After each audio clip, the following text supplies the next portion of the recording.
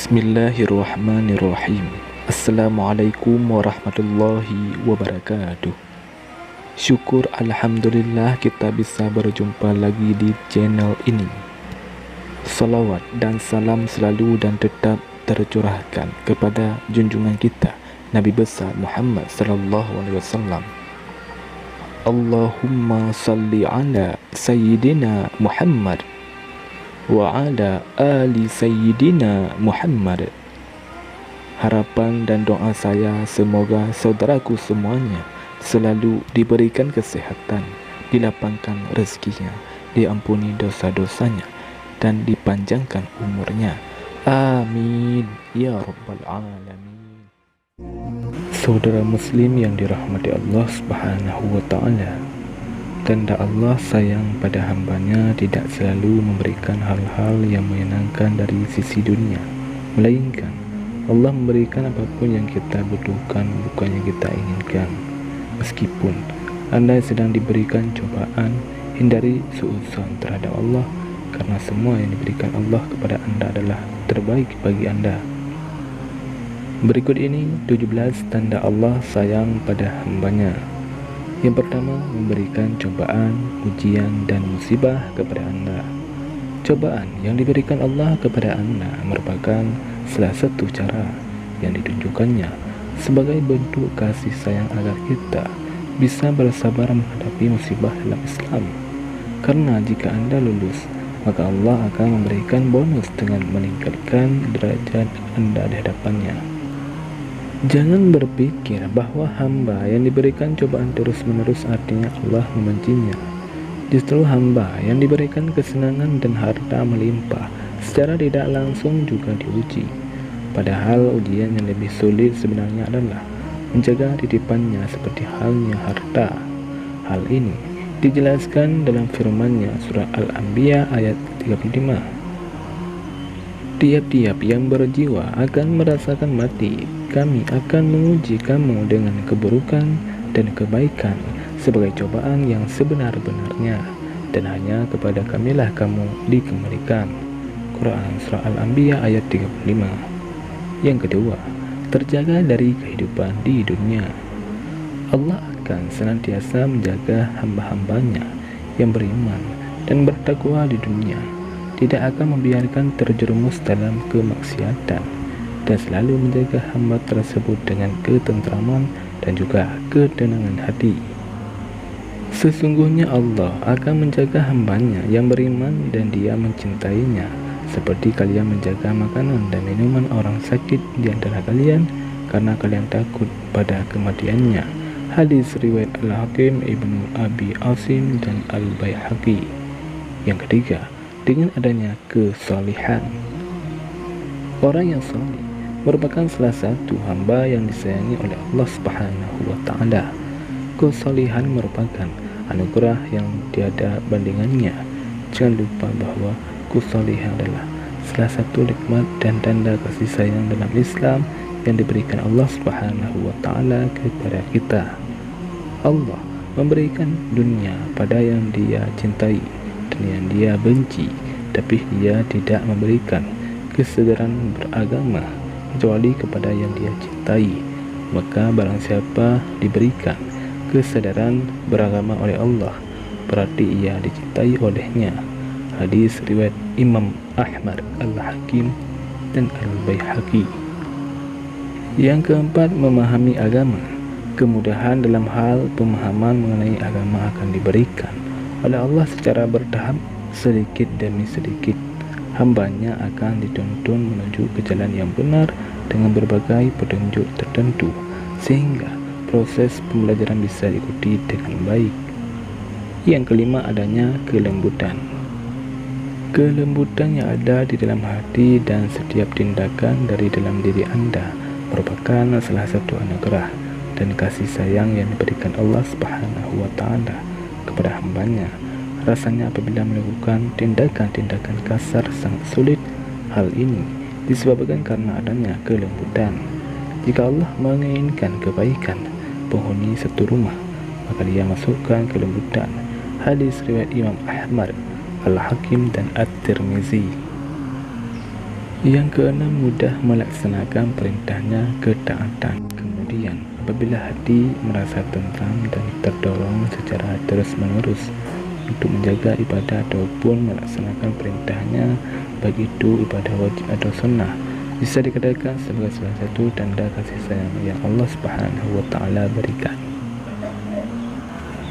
Yang ketujuh, sulit untuk melakukan kemaksiatan. Di antara banyak tanda kasih sayang Allah pada hambanya, yakni akan merasa kesulitan berasa akan melakukan hal-hal yang berhubungan dengan maksiat. Ia tidak mungkin bisa melakukannya dengan mudah karena Allah selalu menjaganya. Yang kedelapan, husnul khatimah. Kasih sayang yang nyata adanya adalah Allah Subhanahu wa Ta'ala menutup usia hambanya dengan amal soleh. Hal ini merupakan momen yang sangat penting. Banyak di antara hambanya yang menghabiskan usianya dalam hal menjalani ketaatan, namun meninggal dunia dalam kondisi melakukan maksiat kepada Allah. Hal ini bisa Anda lihat dari percakapan Abu Bakar dengan Rasulullah. Abu Bakar berkata, "Jika satu kaki di dalam surga dan kaki yang lain di luar surga, maka aku belum aman." Jika kita melakukan hal-hal yang menjurus ke perbuatan maksiat, takutlah pada kematian dan hati-hatilah apabila kita mati dalam keadaan melakukan maksiat. Rasul bersabda, jika Allah mencintai seorang hamba, dia akan memaniskannya. Sahabat bertanya, apa itu memaniskannya? Ya Rasulullah. Ia berkata, dia akan memberi ia petunjuk untuk melakukan kebaikan saat menjelang ajalnya, sehingga tetangga akan meridainya. Dan ia berkata orang yang sekelilingnya. Hadis riwayat Al-Hakim. Yang kesembilan, diberikan kesabaran. Kesabaran memang cara menahan amarah dalam Islam yang sudah diberikan Allah kepada hambanya yang beriman dan bertakwa. Dan orang-orang yang sabar karena mencari keridhaan Tuhannya, mendirikan salat dan menafkahkan sebagian rezeki yang kami berikan kepada mereka secara sembunyi atau terang-terangan, serta menolak kejahatan dengan kebaikan. Orang-orang itulah yang mendapat tempat kesudahan yang baik. Quran Surah Ar-Ra'd ayat 2. Yang ke-10, didatangkan orang-orang baik di sekeliling Anda. Tanpa kita sadari, Allah Subhanahu wa Ta'ala telah menuntun dan menyiapkan kasih sayangnya kepada kita dengan dihadirkannya orang-orang baik yang ada di sekeliling kita. Secara tidak langsung Anda akan ikut ke dalam arus perbuatan-perbuatan yang benar karena pengaruh dari lingkungan yang baik. Yang ke-11, diberikan rezeki yang cukup.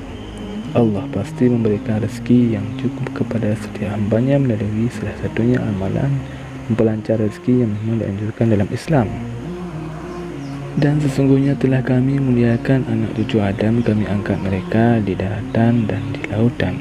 Kami beri mereka rezeki yang baik-baik dan kami lebihkan mereka dengan kelebihan yang sempurna atas kebanyakan makhluk-makhluk yang telah kami ciptakan.